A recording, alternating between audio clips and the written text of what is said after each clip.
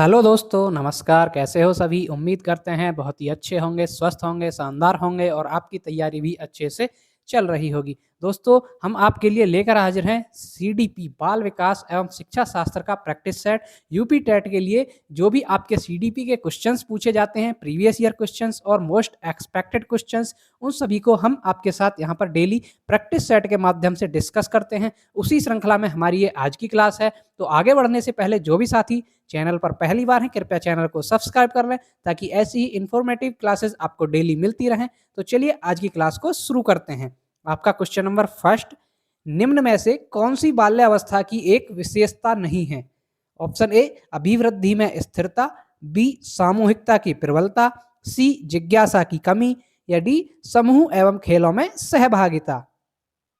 अब देखिए आपसे पूछा क्या, बाल्यावस्था की विशेषता नहीं है। नहीं को बड़े ही ध्यान से देखना है, गलती नहीं करनी है। जल्दबाजी में आप नहीं पढ़ते हैं तो आपका आंसर जल्दी से टिक करके आगे बढ़ जाते हैं तो आपका आंसर गलत हो जाता है। इसलिए जल्दबाजी नहीं करनी है, क्वेश्चंस को ध्यानपूर्वक पढ़ना है कि क्वेश्चन में पूछा क्या गया है। यहाँ से पूछा गया आपको बाल्यावस्था की कौन सी विशेषता नहीं है। ऑप्शन ए अभिवृद्धि में स्थिरता। देखिए अभिवृद्धि में स्थिरता होती है, बिल्कुल ये तो अवश्य विशेषता होती है बाल्यावस्था की। ऑप्शन बी क्या कह रहा है आपका, सामूहिकता की प्रबलता, ये भी होती है भाई, समूह में रहना सीखता है बच्चा, सामूहिकता की प्रबलता होती है। ऑप्शन सी क्या है आपका, जिज्ञासा की कमी, यही आपका गलत आंसर है भाई। यही आपका आंसर है, मतलब कि आपसे नहीं पूछा था, यही नहीं होता है। जिज्ञासा में कमी नहीं होती, क्यूरोसिटी में तो कमी नहीं होती, बढ़ोतरी होती है भाई। बाल्यावस्था में आप देखते होंगे आप बच्चे कैसे कैसे क्वेश्चन करते हैं, हर चीज़ उन्हें जानने की इच्छा होती है, वो तो जिज्ञासा में और बढ़ोतरी होती है, उनकी कमी नहीं होती। तो यही आपका आंसर हो जाएगा, ऑप्शन नंबर सी यहाँ पर बिल्कुल राइट आंसर है। चलिए आगे बढ़ते हैं। क्वेश्चन नंबर 2, राष्ट्रीय पाठ्यचर्या की रूपरेखा 2005 दस्तावेज में भाषा के लिए निहित है। ऑप्शन ए एक भाषा, बी द्विभाषा, सी तीन भाषा या डी बहुभाषा। जो आपका एनसीएफ था, एनसीएफ 2005, ये आपका कितनी भाषा की वकालत करता है?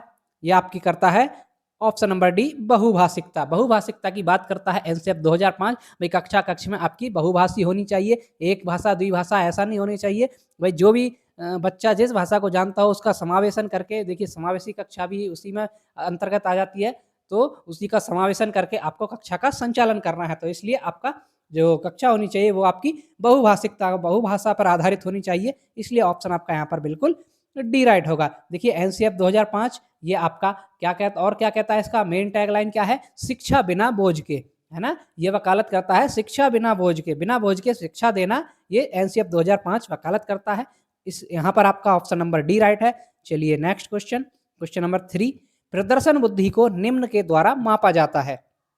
ऑप्शन ए मौखिक क्षमता, बी समझ, सी संख्यात्मक क्षमता या डी चित्र व्यवस्था। अब देखिए आपसे पूछा क्या, प्रदर्शन बुद्धि।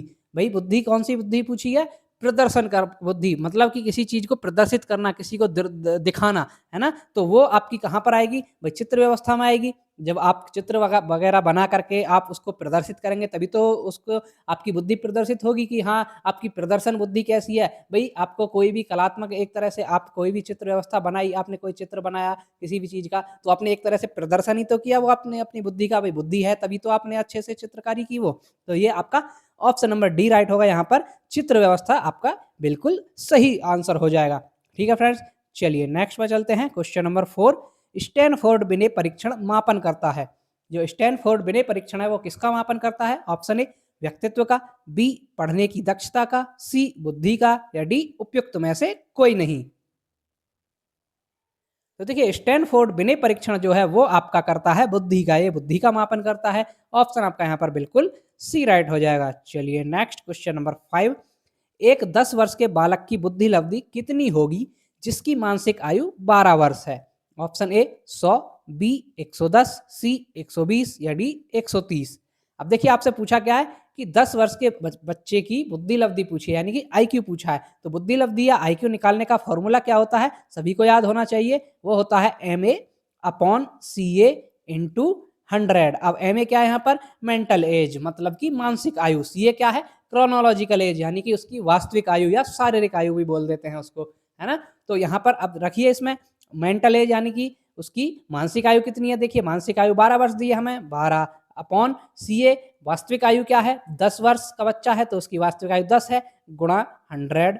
अब इसको काटा पीटी कीजिए, 10 से देखिए 10 बार चला जाएगा, आपका आंसर कितना आया, 12 × 10 120, है ना। IQ निकल कर कितना है आपका 120, तो हमारा 120 कहाँ पर है, ऑप्शन नंबर सी में, तो हमारा ऑप्शन नंबर सी राइट हो जाएगा। ये बच्चा 120 बुद्धि लब्धि वाला है, ऑप्शन आपका यहाँ पर बिल्कुल सी सही हो जाएगा। तो ये फॉर्मूला होता है इसका, IQ बराबर MA/CA × 100, ये आपको याद होना चाहिए, ये डायरेक्ट फॉर्मूला भी पूछ लिया जाता है। चलिए नेक्स्ट क्वेश्चन नंबर 6, अपने ऊर्जा बल को बाहर की ओर अभिव्यक्त करने वाले व्यक्ति का प्रकार होता है। ऑप्शन ए ज्ञानात्मक व्यक्तित्व, बी कलात्मक व्यक्तित्व, सी बहिर्मुखी व्यक्तित्व, या डी धार्मिक व्यक्तित्व।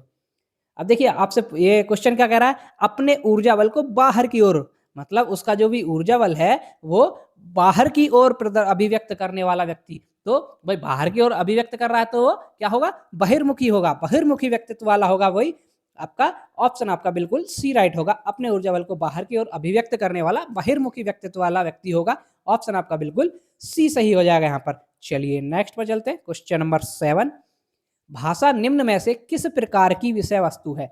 जो भाषा होती है वो किस प्रकार की विषय वस्तु होती है। ऑप्शन ए श्रवण, बी रूढ़िवादी, सी दृश्य, या डी सांकेतिक।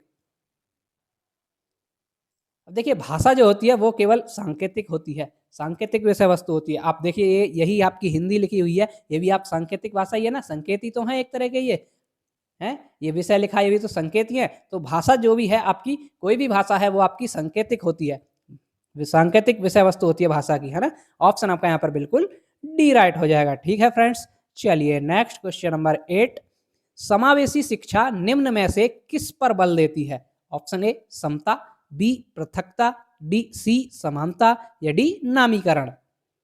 अब देखिए समावेशी शिक्षा क्या होती है, समावेशी शिक्षा होती है एक ही छत के नीचे बैठा करके विभिन्न विभिन्न आवश्यकताओं वाले बच्चों को एक साथ, सामान्य बच्चों के साथ बैठा करके एक साथ शिक्षा दिया जाना, वही आपकी समावेशी शिक्षा कहलाती है। समावेशी मतलब सभी का समावेशन करना, सभी तरह विभिन्न विभिन्न प्रकार के बच्चों का समावेशन करके शिक्षा दिया जाना ही आपकी समावेशी शिक्षा कहलाती है। अब ये किस पर बल देती है, ये देती है आपकी समता पर बल, ये आपकी समानता पर बल नहीं देती। भाई समता और समानता में अंतर होता है। देखिए अब मैं आपको बता देता हूँ समानता क्या होती है। भाई 2 बच्चे हैं क्लास में, मान लीजिए 4 बच्चे हैं आपके, उदाहरण के तौर पर बता रहा हूँ, बच्चे ज़्यादा ही होते हैं क्लास में बच्चे आपके 4 हैं। अब चारों को आपने मान लीजिए उनमें से एक आपका थोड़ा देखने में कमज़ोर है तो उसको आगे बैठा सकते हैं, है ना। भाई उसको कम दिखता है तो उसको आगे बैठा सकते हैं, बाकी पीछे बैठ सकते हैं। ये आपकी समानता नहीं हुई, ये आपका समता का उदाहरण हुआ, है ना, कि सभी को बराबर कर देना। ऐसा नहीं है कि सभी को आपने आगे बैठा दिया, नहीं, जिसको जरूरत है उसको वो सुविधा दी गई, जिसको नहीं है वो वहीं के वहीं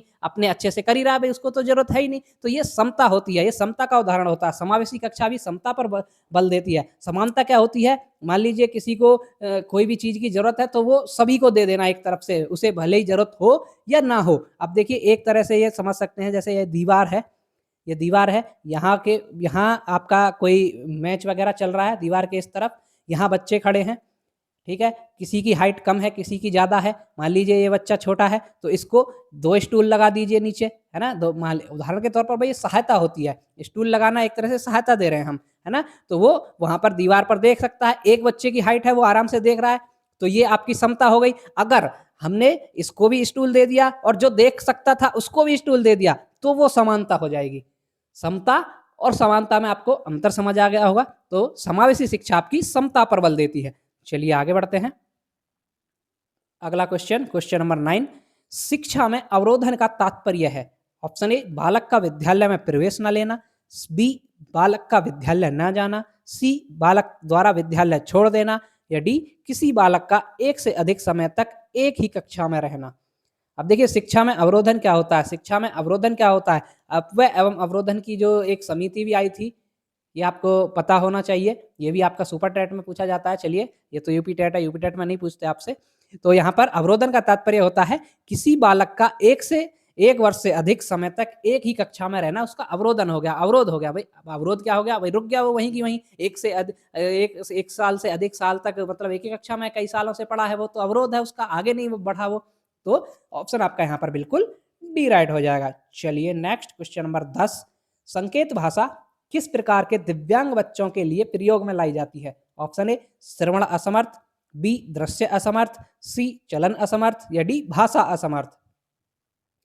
अब देखिए क्वेश्चन क्या कह रहा है, सांकेतिक भाषा। आप केवल संकेतों में या इशारों में बोल सकते हैं इसको, इशारों में बात करते हैं। आप किससे बात करते हैं इशारों में, किसके लिए प्रयुक्त की जाती है भाई, जो सुन नहीं सकता हो। भाई जो सुन नहीं सकता तब उसी को तो इशारों में बताते हैं, ऐसे ऐसे इशारे करके हाथों से, तभी तो उसको समझ आता है। तो ये आपकी श्रवण असमर्थ यानी कि सुनने में जो असमर्थ बच्चे होते हैं उनके लिए सांकेतिक भाषा का प्रयोग होता है, इसलिए ऑप्शन आपका यहाँ पर बिल्कुल ए राइट हो जाएगा। चलिए नेक्स्ट क्वेश्चन, क्वेश्चन नंबर 11, सृजनात्मक बालक में निम्न में से कौन सा गुण नहीं पाया जाता? ऑप्शन ए खोजकर्ता प्रवृत्ति, बी अच्छी अंतर्दृष्टि, सी क्रियाशीलता या डी सीमित रुचियां। अब देखिए आपसे पूछा है कौन सा गुण नहीं पाया जाता, नहीं पूछा है हमसे, तो आपका कौन सा नहीं पाया जाता? देखिए खोज प्रवृत्ति होती है बिल्कुल, सृजनात्मकता में तो होती है ही, अच्छी अंतर्दृष्टि बिल्कुल होती है, क्रियाशीलता एक्टिवनेस होना चाहिए बच्चा बिल्कुल है, सीमित रुचियां यही नहीं होता भाई, उसकी रुचियां एक ही सीमित दायरे में सिमट कर नहीं रह जाती, उसकी असीमित रुचियां होती हैं, वो अलग अलग रुचियां रखता है, तो इसलिए ऑप्शन आपका यहाँ पर बिल्कुल डी राइट हो जाएगा। चलिए आगे बढ़ते हैं, क्वेश्चन नंबर 12, मौलिकता, नमनीयता तथा प्रवाह निम्न में से किसके घटक हैं? ऑप्शन ए व्यक्तित्व, बी सृजनात्मकता, सी बुद्धि या डी अभिप्रेरणा। तो देखिए मौलिकता, नमनीयता, प्रवाह ये आपके घटक होते हैं सृजनात्मकता के, है ना, ये आपके सृजनात्मकता के घटक होते हैं। ऑप्शन आपका यहाँ पर बिल्कुल बी सही हो जाएगा, क्रिएटिविटी के घटक होते हैं ये। आगे बढ़ते हैं, क्वेश्चन नंबर 13, मनोविज्ञान शाला उत्तर प्रदेश में कहाँ स्थित है? ये में और आएगा यहाँ पर, उत्तर प्रदेश में कहाँ स्थित है? Option A Agra, B Lucknow, C Allahabad या डी वाराणसी। तो देखिए जो मनोविज्ञान शाला है ये उत्तर प्रदेश में आपके इलाहाबाद शहर में स्थित है। ऑप्शन आपका यहाँ पर बिल्कुल सी राइट होगा, इलाहाबाद में मनोविज्ञान शाला है। आगे बढ़ते हैं, क्वेश्चन नंबर 14, अच्छा अधिगम निर्भर करता है? ऑप्शन ए शिक्षक पर, बी छात्रों की सक्रिय रुचि पर, सी अच्छी शिक्षण विधियों पर या डी शिक्षक सहायक सामग्रियों के न्यायोचित उपयोग पर। अब देखिए आपसे पूछा क्या है, अच्छा अधिगम किस पर निर्भर करता है? अच्छा अधिगम होना चाहिए, तो ऑप्शन आपका यहाँ पर बिल्कुल होगा सही, बी ऑप्शन, छात्रों की सक्रिय रुचि पर। भाई छात्रों की बिल्कुल एक्टिवनेस होना चाहिए, छात्र एक्टिव होना चाहिए, छात्रों की रुचि सक्रिय होनी चाहिए, तभी आप अच्छा अधिगम होगा वहाँ पर। देखिए डिपेंड करता है शिक्षक पर, वही करता है भाई शिक्षक कैसा पढ़ा रहा है, मैथ टीचिंग मेथड कैसा है उसका, वो करता है। लेकिन सबसे मोस्ट जो एप्रोप्रिएट आंसर है इसका वो आपका ऑप्शन बी ही होगा, छात्रों की सक्रिय रुचि नहीं होगी तो आप शिक्षा कितना ही अच्छा पढ़ा लो, कुछ भी कर लो, कितनी व्यवस्था कर लो, जब छात्र एक्टिव नहीं है, छात्री सक्रिय नहीं है, छात्र की रुचि नहीं है, तो वो पढ़ी कैसे जाएगा, अच्छा अधिगम कैसे हो जाएगा, है ना। तो सबसे मेन बात तो यहीं पर है, छात्र की सक्रिय रुचि होनी चाहिए, बाकी तो ऑटोमेटिक हो ही जाएंगे। इसलिए ऑप्शन आपका यहाँ पर बिल्कुल बी राइट हो जाएगा। चलिए आगे बढ़ते हैं, क्वेश्चन नंबर 15, निम्न में से किस एक से शिशु के अधिगम को सहायता नहीं मिलती है? ऑप्शन ए अनुकरण, बी अभिप्रेरणा, सी स्कूल का बस्ता या डी पुरस्कार। अब देखिए आपसे पूछा क्या, शिशु के जो बच्चा है उसके अधिगम को, लर्निंग को सहायता नहीं मिलती है, वो नहीं मिलती आपकी स्कूल के बस्ते से। देखिए स्कूल का बस्ते से कोई क्या अधिगम की सहायता मिलती है, कुछ नहीं, ये तो बोझ है। एक आपका अभी लास्ट क्वेश्चन में बता के आया था एनसीएफ 2005 तो खुद वकालत करता है कि शिक्षा बिना बोझ के, है ना। लेकिन आजकल क्या हो रहा है, बस्ता एक बोझ की तरह लाद दिया जाता है बच्चे पर, इतना बच्चे का वेट नहीं होता जितना बस्ते का वेट होता है।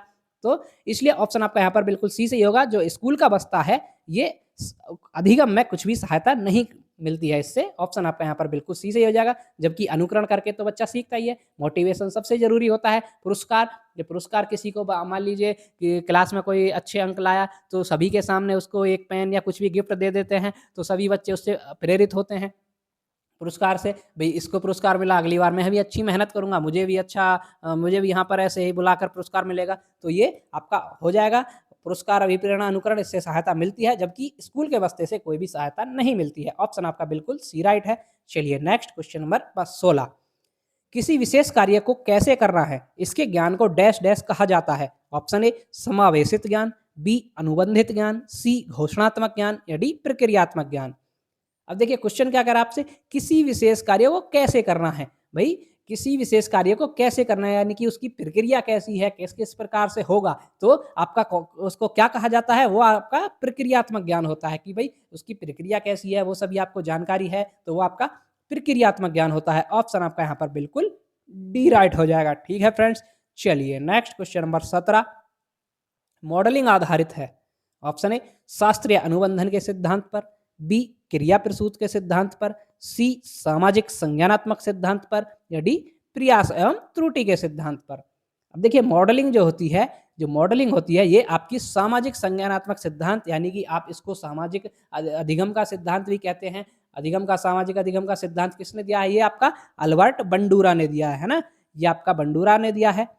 सामाजिक अधिगम का सिद्धांत बेबेडोल पर प्रयोग किया था। ये इन्होंने अनुकरण पर बल दिया है कि जो मॉडलिंग होती है एक तरह से अनुकरण होता है, किसी की बाह्य किसी भी सामने वाले व्यक्ति के बाह्य व्यवहार का जो नकल करना, उसका अनुकरण करना ही आपकी मॉडलिंग है एक तरह से। जो देखिए अब कोई भी बच्चा फिल्म वगैरह देखता है तो वहाँ एक हीरो जैसे भी विलन को मारता पीटता है, वैसे ही बच्चा उसके बाद में एक्टिंग करता है उसके व्यवहार की। ये आपकी मॉडलिंग होती है, यही आपका अनुकरण करना होता है, यही आपका सामाजिक अधिगम का सिद्धांत होता है। इसी के द्वारा बंडूरा ने बताया था कि सामाजिक अधिगम का सिद्धांत कैसे होता है, बच्चा कैसे सीखता है समाज में। तो इसलिए ऑप्शन आपका यहाँ पर बिल्कुल सी सही हो जाएगा। ऑप्शन ए देखिए शास्त्रीय अनुबंधन का सिद्धांत, ये किसने दिया है? क्लासिकल कंडीशनिंग का सिद्धांत बोलते हैं इसको। किसने दिया है? ये आपका पावलाव ने दिया है। किस पर प्रयोग किया था? कुत्ते पर। क्रिया प्रसूत का सिद्धांत किसने दिया है? स्किनर महोदय ने दिया है। किस पर प्रयोग किया था? चूहों पर। प्रयास एवं त्रुटि का सिद्धांत किसने दिया है? थॉर्नडाइक महोदय ने दिया है। और इन्होंने सीखने के नियम 3 मुख्य नियम बताए हैं, 5 गौण नियम बताए हैं। Trial and error theory English में बोल देते हैं, हिंदी में प्रयास एवं त्रुटि का सिद्धांत बोल देते हैं।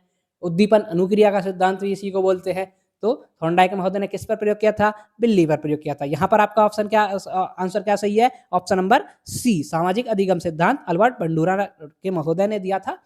चलिए आगे बढ़ते हैं। क्वेश्चन नंबर 18 शिक्षण के कार्य में सम्मिलित है। शिक्षण के कार्य में क्या क्या सम्मिलित होता है? ऑप्शन ए मूल्यांकन कार्य, बी उपचारात्मक कार्य, सी निदानात्मक कार्य, या डी उपयुक्त सभी। अब देखिए शिक्षण मतलब कि कोई आप जैसे भी आप कल को जा कर के सरकारी शिक्षक बनेंगे, आप जा कर के बच्चों को पढ़ाएंगे कक्षा में, तो वो शिक्षण कार्य जो होता है उसमें क्या क्या सम्मिलित होता है आप इमेजिन कर सकते हैं। भाई मूल्यांकन कार्य बिल्कुल होता है शिक्षण कार्य में। उपचारात्मक कार्य बिल्कुल होता है कि भाई आपकी बच्चे की कमियां कहाँ रही उसका डायग्नोस करके उसका रेमेडियल टीचिंग देते हैं, बोलते हैं ना उपचारात्मक शिक्षण रेमेडियल टीचिंग होती है, तो वो भी उपचारात्मक कार्य होता है। निदानात्मक कार्य मैंने अभी बताया डायग्नोस करते हैं। ऑप्शन इसलिए ये सभी के सभी हो जाएंगे। ऑप्शन नंबर डी उपयुक्त सभी। शिक्षण कार्य में सभी के सभी सम्मिलित होते हैं। चलिए नेक्स्ट क्वेश्चन नंबर 19 निम्न में से अधिगमकर्ता को अधिक स्वतंत्रता देता है।